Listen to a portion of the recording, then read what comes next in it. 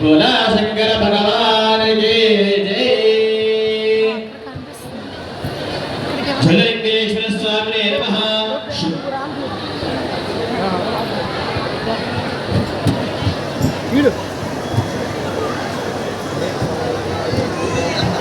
ఈశ్వరుని కడిగేసేయండి, కడిగేసి పసుపు రాసేసి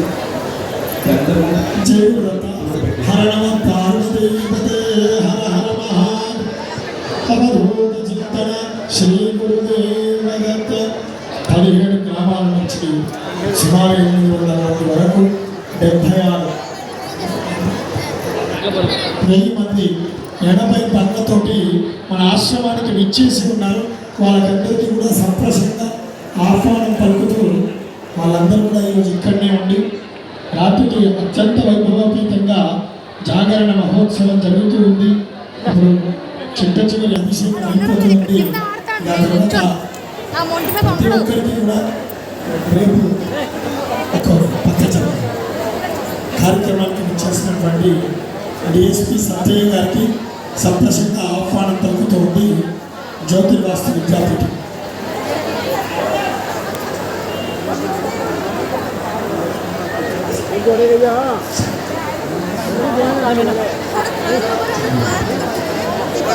కార్యక్రమానికి ఇచ్చేసినటువంటి డిఎస్పీ దంపతులకు ఆశీస్సులు పొందుతూ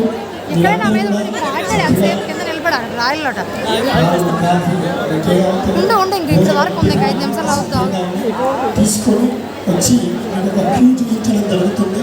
చక్కగా దాని ద్వారా దర్శనం చేసుకొని తర్వాత ఈరోజు జాగరణ ఇక్కడనే చేసి రేపు పూర్తి చేసుకుని వెళ్ళవలసిందిగా ఆశిస్తున్న అందజేస్తూ జై గురుదత్త, జై జై గురుదత్త.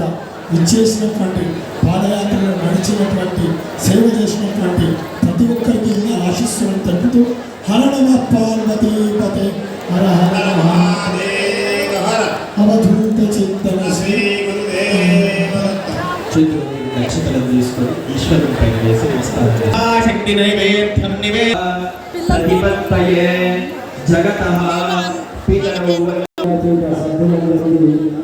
శుభాశీస్సులను తెలియజేస్తూ నిరంతరం సేవలో ఉండాలని, నిరంతరం సేవలో ధ్యానించాలని, విద్యాపీఠానికి నిరంతరం ఆశ్రితులై ఉండాలని, విద్యాపీఠం యొక్క నానుడి అయిన సేవయే నటికి సోపానం అనే నానుడిలో సేవ చేసి తరించాలని తెలియజేస్తూ శుభాశీస్సులను తెలియజేస్తూ అర్చన పూర్తయిన తర్వాత అర్చకులు ప్రసాదములు ఆశీర్వచనం ఇస్తారు.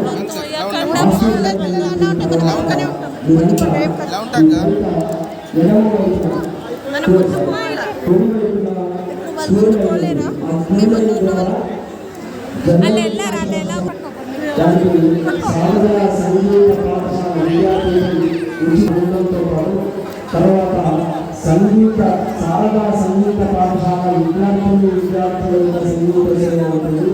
తర్వాత శారదా నృత్య పాఠశాల విద్యార్థుల యొక్క నృత్య సమర్పణోత్సవం కూడా ఉంటుంది.